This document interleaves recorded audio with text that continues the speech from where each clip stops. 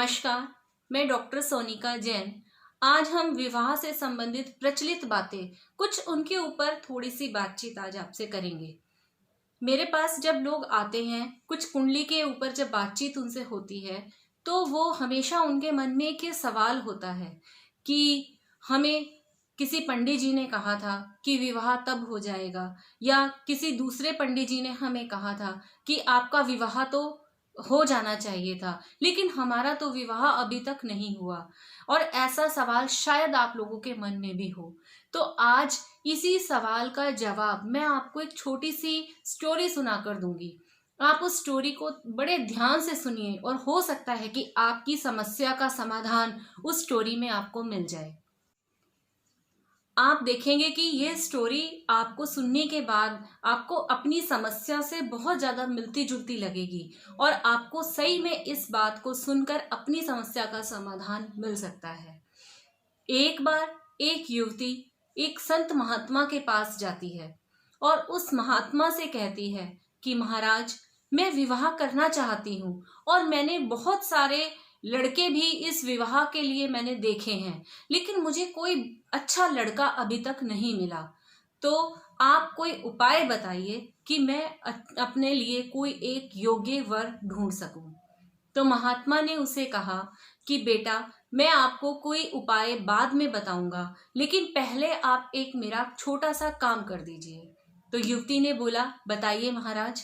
तो महाराज ने उससे कहा कि पास में ही एक बगीचा है, उस बगीचे में से मुझे एक सबसे सुंदर गुलाब तुम ला कर दो, लेकिन मेरी एक शर्त है कि तुम जब भी गुलाब लेने के लिए उस बगीचे में चलो तो तुम्हें पीछे मुड़कर उसे नहीं देखना।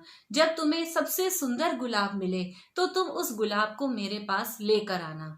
तो युवती ने कहा, ठीक है महाराज, और वो चली जाती है। और जाने के बाद जब वो उस बगीचे में भ्रमण करती है तो उसे बहुत सुंदर सुंदर गुलाब दिखते हैं, लेकिन वो इस सोच कर आगे बढ़ जाती है कि हो सकता है कि इससे भी सुंदर गुलाब मुझे मिल जाए। और इसी तरह ये सोचकर वो सभी गुलाब को छोड़ती चली जाती है और बाद में जब वो लास्ट में पहुंचती है तो उसके हाथ से सभी अच्छे सुंदर गुलाब निकल चुके होते हैं और उसके पास सिर्फ मुरझाए हुए गुलाब ही रह जाते हैं। वो वापस खाली हाथ आती है और महाराज को कहती है कि महाराज, मैंने एक अच्छा गुलाब पाने के लालच में बहुत सारे सुंदर गुलाब को छोड़ दिया और अब मेरे पास कोई भी गुलाब नहीं बचा। तो महाराज कहते हैं, देखो बेटा, यही तुम्हारे सवाल का जवाब है। तुम्हारे साथ भी बिल्कुल ऐसा ही हुआ। तुम बहुत अच्छा एक लड़का ढूंढने के लिए चली, लेकिन तुमने बहुत अच्छे अच्छे रिश्तों को ठुकरा दिया।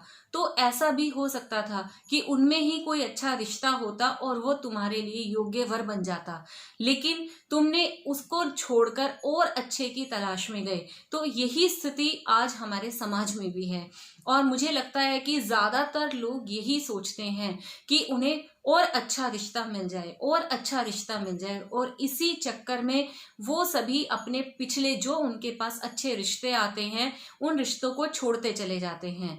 और ऐसे में किसी पंडित का या किसी महाराज का कोई दोष नहीं है, ये दोष आपका स्वयं का है। आप हमेशा लोगों के साथ ऐसा होता है कि वो एक अच्छे रिश्ते की तलाश में निकलते हैं और जो उनके पास एक बेटर ऑप्शन जो उनके पास आती है वो उसको छोड़कर वो बेस्ट को तलाशना चाहते हैं और लास्ट में उनके पास शायद कुछ भी नहीं होता।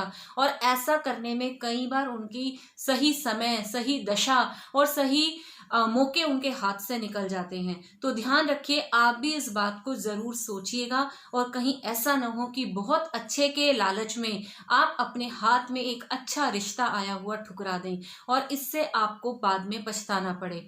तो मुझे लगता है कि आप किसी पंडित या किसी गुणीजनों को दोष देने की बजाय अपना स्वयं का निरीक्षण करें और हो सकता है कि आपको मेरी बात अच्छी लगे और आपके पास जो भी अच्छा रिश्ता हो आप उस पर विचार कर सके। तो मेरा मकसद जो ये वीडियो बनाने का है वो सार्थक हो जाएगा। Thank you.